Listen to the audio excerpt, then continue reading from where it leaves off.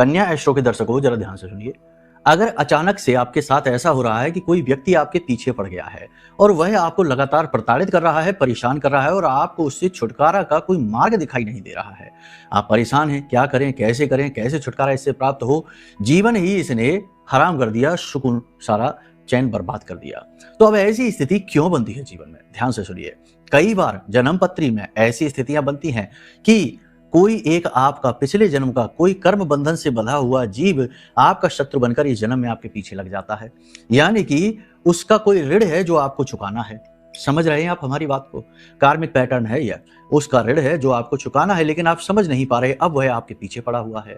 अब आपको उसका ऋण चुकाएं तो चुकाएं कैसे, पता तो चले कि है क्या।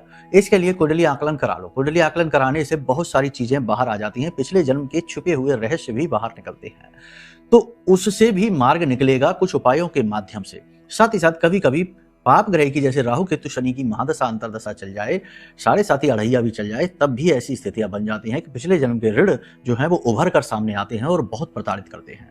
तो एक स्थिति ये हो गई जो कुंडली आकलन से स्पष्ट हो जाएगी, क्लियर हो जाएगी।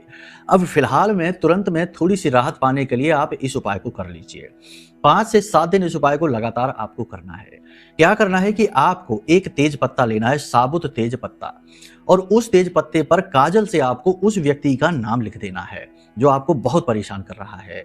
उस व्यक्ति का नाम आपको लिख देना है और नाम लिखने के बाद उसके ऊपर आपको काले रंग का धागा चारों तरफ से लपेट देना है। फिर उस पत्ते को आपको जला देना है, भस्म कर देना है, राख बना देना है और इसे आपको टॉयलेट में फ्लश कर देना है। ये इतना शक्तिशाली उपाय है कि करते ही तुरंत उस व्यक्ति की बुद्धि भ्रमित हो जाएगी। जब आप इस उपाय को कर रहे हो तो आप उस व्यक्ति का नाम लेकर मन में ये बातें भी बोलते जाएंगे। उसका नाम लीजिए और बोलेंगे, तुम अब मेरे बारे में सोचोगे भी नहीं, तुम अब मेरा पीछा करोगे भी नहीं, तुम अब मुझे परेशान करोगे भी नहीं, तुम अब मेरे पीछे लगोगे भी नहीं, तुम ऐसी कोई हरकत, कोई ऐसा कार्य नहीं करोगे जिससे मुझे कष्ट हो। इस तरीके से बोलते हुए धागे को आप लपेटते जाइए, लपेटते जाइए, लपेटते जाइए और उसके बाद जब उसका नाम पूरी तरीके से ढक जाए तो उस पत्ते को जलाकर भस्म कर दीजिए, उसे टॉयलेट में फ्लश कर दीजिए।